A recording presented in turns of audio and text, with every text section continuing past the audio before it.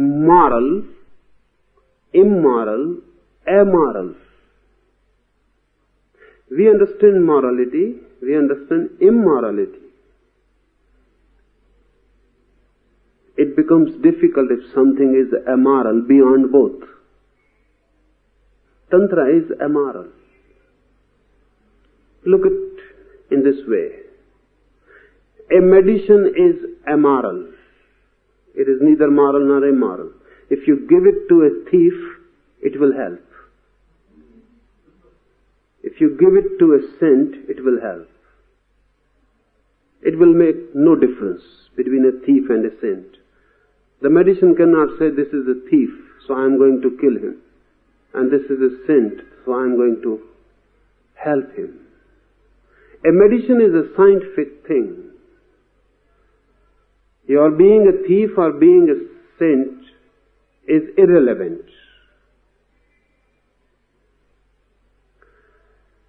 Tantra is amoral. Tantra says no morality is needed. No particular morality is needed. On the contrary, you are immoral because you have a very disturbed mind. So Tantra cannot make it a condition that first you become moral and then you can practice Tantra. Because Tantra says this is absurd. Someone is ill, feverish, and the doctor comes and he says, first bring down your fever. First be quite healthy. Only then I can give you the medicine. This is what is happening. One thief comes to a saint and he says, I am a thief. Tell me how to meditate. He says, first leave your profession. How can you meditate if you remain a thief? One alcoholic comes and he says, I am an alcoholic. How I can meditate? So the first condition is leave alcohol. And only then you can meditate. The condition becomes suicidal. The man is alcoholic or a thief or immoral because he has a disturbed mind, ill mind. These are the effects, consequences of a diseased mind. And you say, first be well and then you can meditate. But then who needs meditation? Meditation is medicinal. It is a medicine.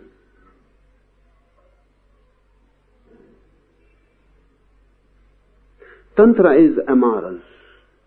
It doesn't ask you who you are. Your being a man is enough. Wherever you are, whatsoever you are accepted. Choose a technique which fits you and put your all energy into it, and you will not be the same again. Real, authentic techniques always will be like that. If I make preconditions, so I have a pseudo technique. I say first do this and first do not do that, and then. And those are impossible conditions. Because a thief can change his objects, but he cannot become a no thief.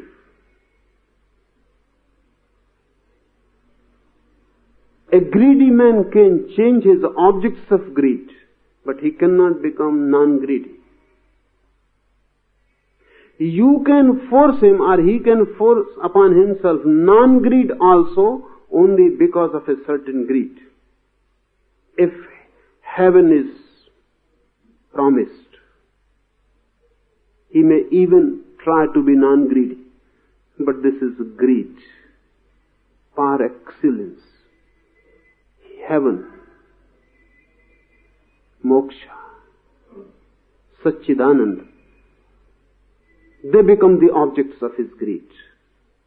Tantra says you cannot change man unless you give him authentic techniques to change.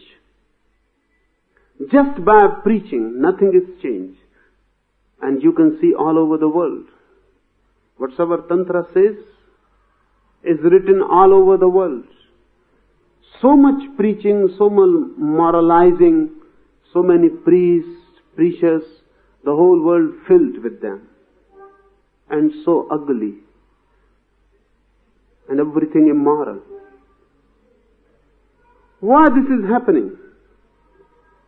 The same will be the case if you give your hospitals to preachers. They will go there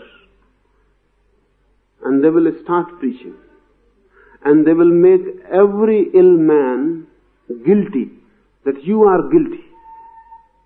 You have created this disease. Now change this disease. If preachers are given hospitals, what will be the condition of hospitals? The same is the condition of the whole world. Preachers go on preaching. They go on telling people, don't be angry, without giving any technique. And we have heard this teaching for so long that we never raise even a question that what are you telling me? I am angry and you simply say don't be angry. How this is possible? When I am angry, it means I am anger. And you tell me just don't be angry. So only I can suppress myself. That will create more anger. That will create guilt. Because if I try to change and cannot change myself, that creates inferiority. That gives me a feeling of guilt that only I am incapable. I cannot win my anger. No one can win. You need certain weapons. You need certain techniques. Because your anger is just an indication of a disturbed mind. Change the disturbed mind and the indication will change. Anger is just sowing what is within. Change the within and the without will change. So Tantra is not concerned with your so-called moralities. Really, to emphasize morality is mean. It is degrading. It is inhuman. When someone comes to me and I say, leave anger first, leave sex first, leave this and that, I am inhuman. What I am saying is impossible. And the impossibility will make that man feel inwardly mean. He will begin to feel inferior.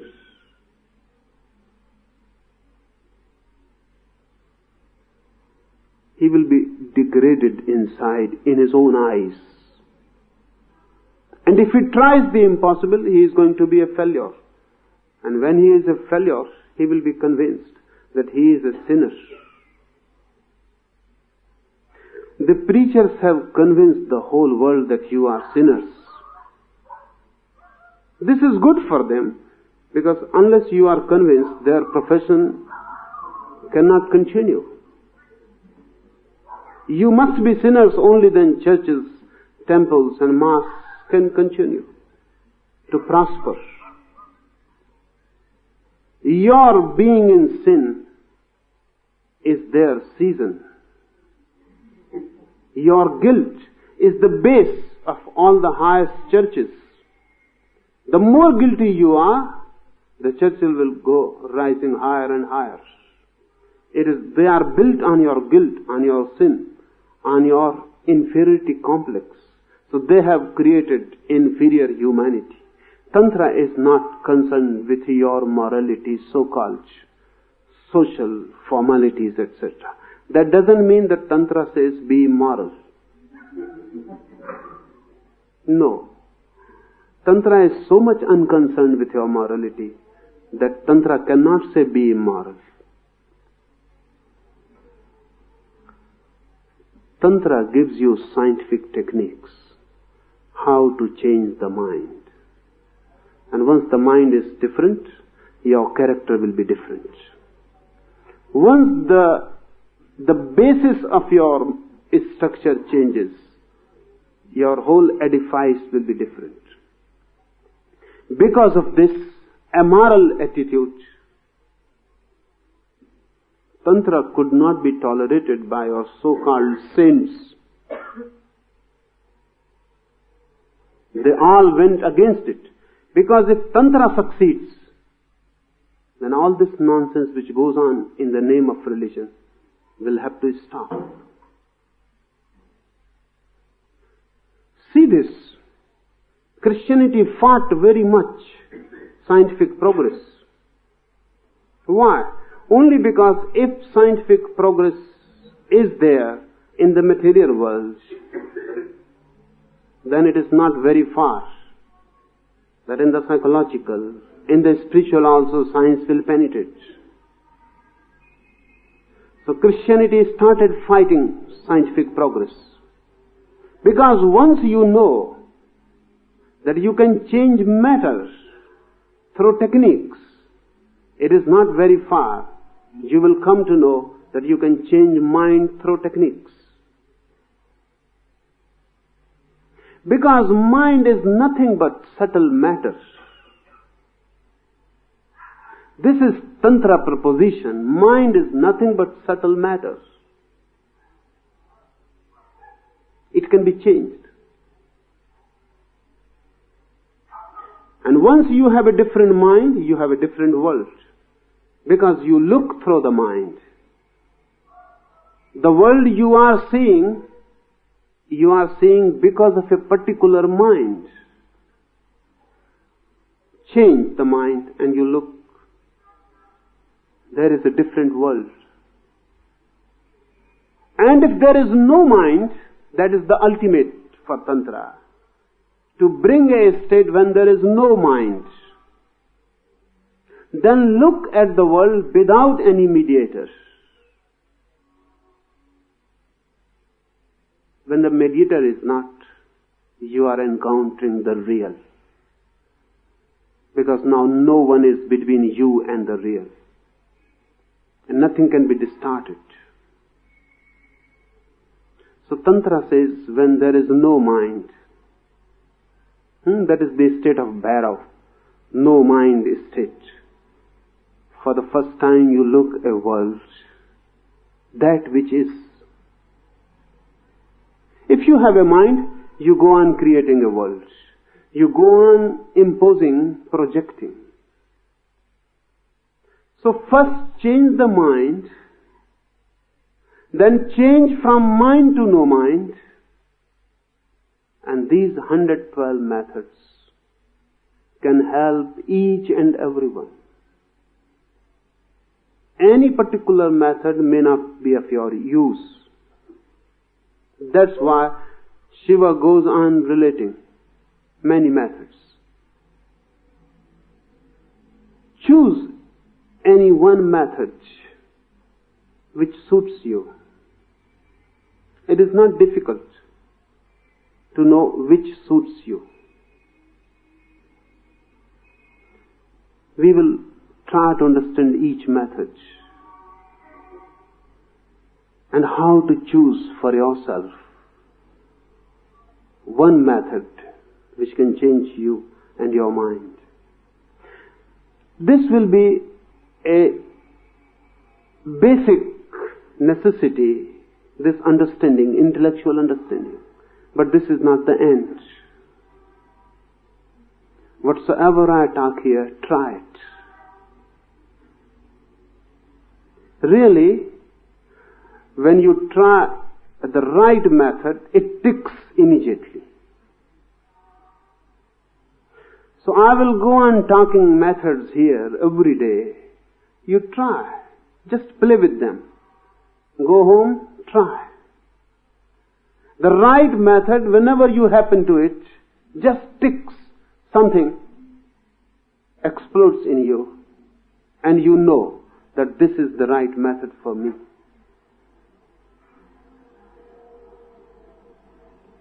But effort is needed. And you may be surprised suddenly one day that one method has taken your grip.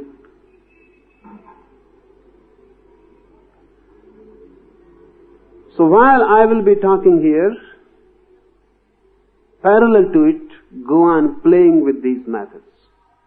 I say playing because don't be too much serious.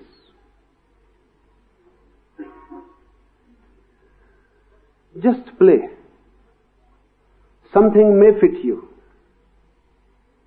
If it fits you, then be serious. And then go deep in it, intensely, honestly, with your all energy, with all your mind. But before that, just play.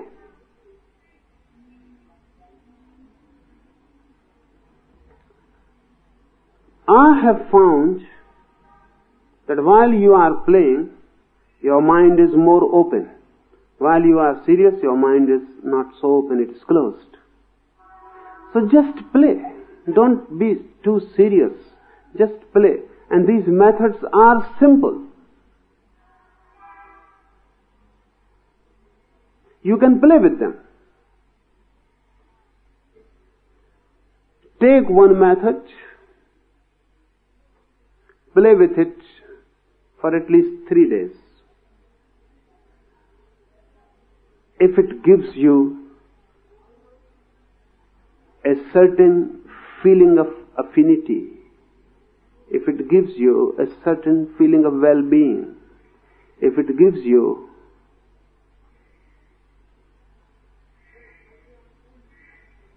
a certain feeling that this is for you, then be serious about it. Then forget. Then don't play with other methods. Then stick to it, at least for 3 months. Miracles are possible. The only thing is the technique must be for you. If the technique is not for you, then nothing happens. And you may go on with it for lives together, nothing will happen. If the method is for you, then even 3 minutes are enough.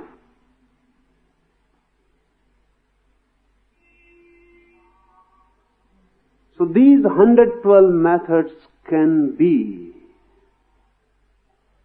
a miraculous experience for you. Or they may be just listening. It depends on you. I will go on describing each method from as many angles as possible. If you feel any affinity with it, play with it for 3 days. Then leave it. If you feel that it fits, something clicks in you, continue it for 3 months.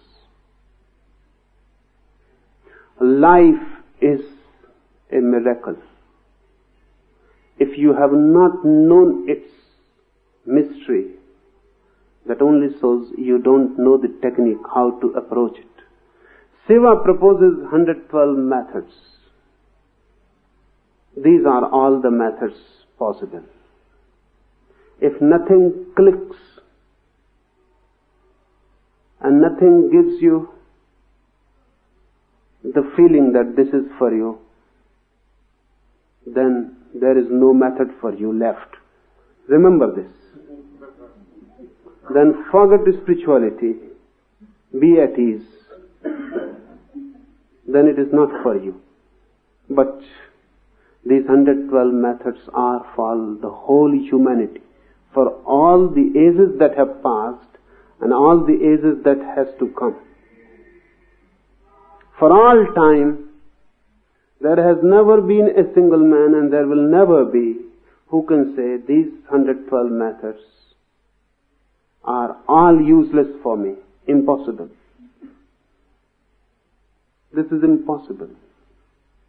Every type of mind has been taken, accounted.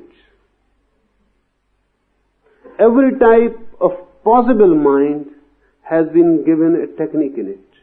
There are many techniques for which no man exists yet. They are for future. There are many techniques no man exists now. They are for the past. But don't be afraid. There are many methods which are for you. So we will start this journey from tomorrow.